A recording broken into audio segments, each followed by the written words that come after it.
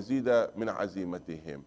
فيقرأ الواحد فيهم: إن الأبرار لفي نعيم على الأرائك ينظرون تعرف في وجوههم نظرة النعيم، وينظر إلى حاله فيعلم أن ما هو فيه زائل وإن ما عند الله باق، فيؤثر ما عند الله على ما هو فيه الآن.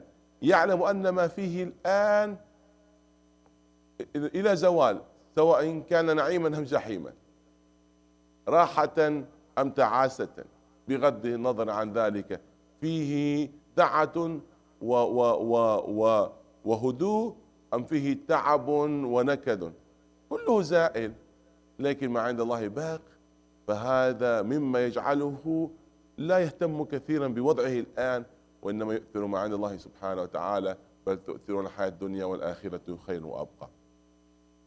And I want you to, to imagine and picture yourself in the time of the revelation when these ayat came down.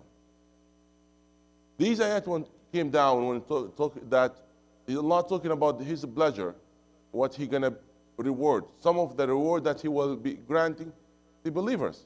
And as we know, Jannah, in it what eye never have seen and ear never have heard and even mind never even have imagined. But Allah subhanahu wa ta'ala is just picturing that, some of that, and giving to the believers.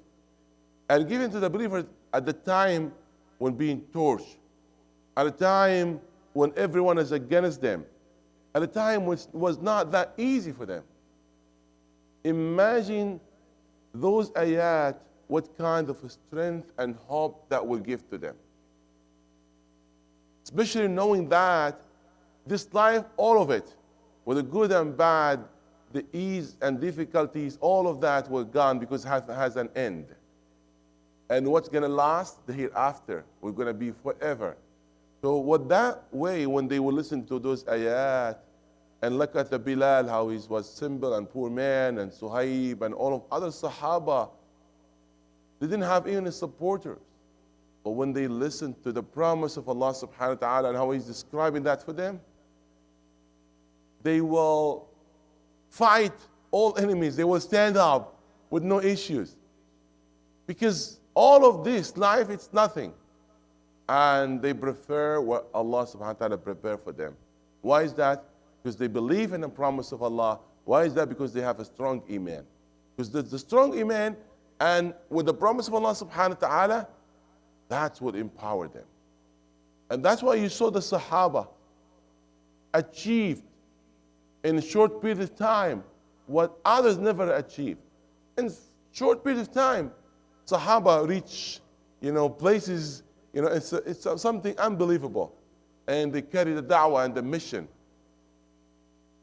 Because this life means to them, that's how they invest for the hereafter. How they grab as much as they can from this life to please Allah subhanahu wa ta'ala. Because all of it, it's a limited chance we're gone, and then what's going to await for them, what Allah subhanahu wa ta'ala promised. So it's really important. And subhanallah, these description of the ayat, that when Allah subhanahu wa ta'ala, mentioning that picture, that tells you the i'tiqad Ahlul Sunnah, which the na'im and jahim in the day of judgment, it's going to be physical, not just a spiritual. Some people, they think only that apply for the spirit. No. That's body and soul all together. What do you think about all of that? Allah is talking about drink and rivers and dress. That you think just only the soul? Subhanallah. In multiple ayat, in multiple positions. Because there is some views from some groups, deviant groups, they shifted from the manhaj, from the right method, and they say, what? No, in the day of judgment, the adab and jahim, and all of that is not going to apply on the body. We didn't care about the body. No, who said that? That's the opinion of Mu'tazila. Ahlul Sunnah, no, it's applied in there. And all of these ayat, it's a proof for this. هذه الآيات لو ترى فيها وتتمعن فيها، المولى سبحانه وتعالى يتكلم عن نعيم، من ضمن ذلك النعيم قال على الأرائك ينظرون تعرف في وجوههم نظرة النعيم، يستمتعون بنعم الله وكل المباحات ويظهرون هذه النعمة على أنفسهم. ثم قال يسقون من رحيق مختوم، وهو الخمر خلاصته ومختوم، ليس حتى كخمر الكافرين يصنعونه بأيديهم، وهذا مختوم وختامه مسك، ليس الخمر نفسه، ختامه مسك. ويسقون، هناك من يطوف عليهم، ليس يسقون، يسقون. وإذا عطشوا جاءتهم العين إلى حيث هم، عينا يشرب بها ليس منها، بها، كأن هي صارت الكأس لهم، تأتيهم إلى حيث هم. هذا التصور وهذا التصوير أن الأشياء المباحة وحتى التي محرمة هي ستكون في غاية جمالها وكمالها نعيما لكم. ما معنى هذا الكلام؟ معنى هذا الكلام أنك إن تحكمت في غريزتك وشهوتك في هذه الدنيا فإنه لا حد للشهوات والمباحات يوم القيامة. هي فترة تتحكم فيها، ثم بعد ذلك المولى يبيح لك ما حرمه، ما حرم هنا الدنيا، لكن في الآخرة لا مقطوعة ولا ممنوعة. هذه المحرمات في الدنيا، فأنك إذا التزمت بتعاليم الله سبحانه وتعالى وتمسكت بأوامره في هذه الدنيا أباح الله لك ما حرمه يوم القيامة، وأخذته بأعلى درجات الكمال من الشهوة ومن الغريزة. فالمعنى الكلام أنك يا مؤمن لابد أن تكبت جماح نفسك وتتحكم في غريزتك وشهوتك، فإن فعلت ذلك أنالك الله سبحانه وتعالى كل شيء. فهي فترة محدودة سبحان الله، لكن الإنسان ضعيف أمام الشهوات، فالله سبحانه وتعالى أن يسلمنا. Here if you read the ayat describing amazing things. We always say الإسراف في المباحات يقود إلى المنهيات والمحرمات. When you have an excessive use of mubah, that lead you to haram. And the ayat talking about those are laying down in their poshes, and they are really happy and proud of the bliss of Allah subhanahu wa ta'ala, and they look at other ones being punished, and look at that image. It's opposite of this dunya. In dunya, those kuffar, they look down at the believers. But in the day of judgment, it will be the opposite. And then Allah subhanahu wa ta'ala said, they will have a drink, being sealed. Not even that like their drink. No. It's a special one. And even that, the seal of it, it has it's a nice, even smell, which it's amazing. Because knowing that the drink of dunya is not necessarily will have even a good smell. This one, even the seal of it. And Allah subhanahu wa ta'ala told him after that, there are people serving you. Yusqawn. You be given the drink by people, looking after their needs. And Allah told him there will be ayn, a spring. The moment that you drink, you're not even going to drink from that fresh water. That fresh water will come to you. Because Allah said, ayn yashrabu biha.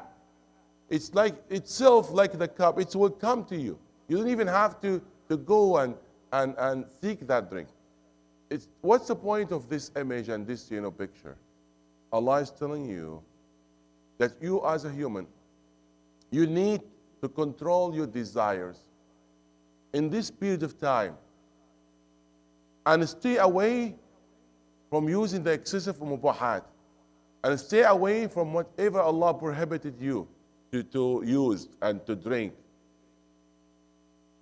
And when you do that for this period of time, where you have no restriction, no limit to do whatever you want. Because the muharram, that haram and prohibited, this on dunya. In dunya. And if you are not really following the restriction, what's haram in dunya will be even haram for akhirah. Do you know that? Yes? If you are not really doing that, it will be haram for dunya and akhirah. The Prophet said about the silk, من لبسه في الدنيا حرمه في الآخرة. If you wear that silk, the harir in dunya, you are going to be prevented that from akhirah.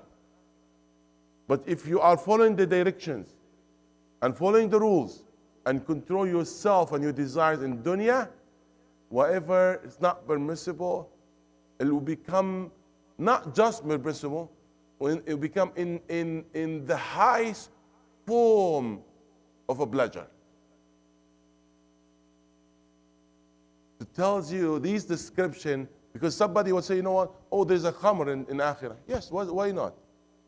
Which is a khamr. It still is khamr, there's wine in there, but it's not going to have the same effect of making your mind upset that like in dunya. Allah said, لا فيها غول ولهم عنها ينزفون. You know, it's a ladda, give you the pleasure, but it's not going to give you the same effect where, make your mind upset. No. When make your mind absent, like it's not the same. لا تغيب العقل تغيب العقل. But, it giving you the pleasure. Okay.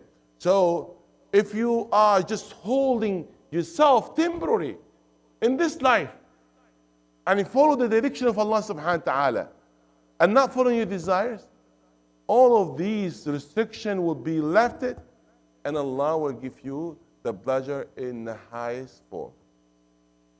That's what ayat tells you. And that's what ayat, describing that some of the picture in the day of judgment. Is it worth to do that? It is. But you tell yourself, knowing that this is number of days and akhirah is forever. What do you prefer? To have enjoyment in number of days, or do you have the enjoyment forever? These ayat what tells you, the smart person, the one he will say, you know what, I want it forever. I want not the temporary, pleasure, not the fake one. I'm looking for the things that forever, and may Allah subhanahu wa ta'ala grant that, all of that for all of us. I like just to end with this funny story. There's an imam, he was given a khutbah, a lecture about the Jannah and Na'im of Jannah, the paradise, and he was describing some of the surahs, and some surahs describe the paradise as rivers, lake, water, beautiful, faces, the green, like that way. And after he finished and all that, there's one young boy came to the Shaykh after the khutbah. He said, Shaykh, you were talking about Jannah, or you were talking about Jannah, or you were talking about Halifax. Because the Shaykh was there. The young boy, because that's what the Shaykh was talking. It's a green river, water, beautiful faces, That's what he's seeing around. Well, I'm telling you, my dear brothers and sisters, wallahi, compared with the life of Sahaba, we are in Jannah. Wallahi. Compared with the life of Sahaba, we are in Jannah, but we still were complaining. Looking and compare with the pleasure of Fir'aun. When he described, things in up to his hand, and he has some people to carry him. Look at those ones. We have it. The kingdom of Fir'aun and his pleasure, and he was happy with it. We have it. That's a simple, basic things. Every one of us has it. So we are in a pleasure, great pleasure, but we are not that thankful. So that's what we have now. And even that compared with the life of Sahaba, this is like a Jannah. what do you think, what Allah subhanahu wa ta'ala is going to prepare for you? There are a group of shuyukh coming from Egypt, and they went to state in the early 70s. And they put their hands under the tap, and the water comes, and there's a lot of things amazing, especially at that time it just started, you know. Oh, it's beautiful. So they start talking about it. And there's one of the shuyukh, he told them, هذا ما أعد البشر للبشر فماذا أعد رب البشر للبشر. This is what you're amazed about.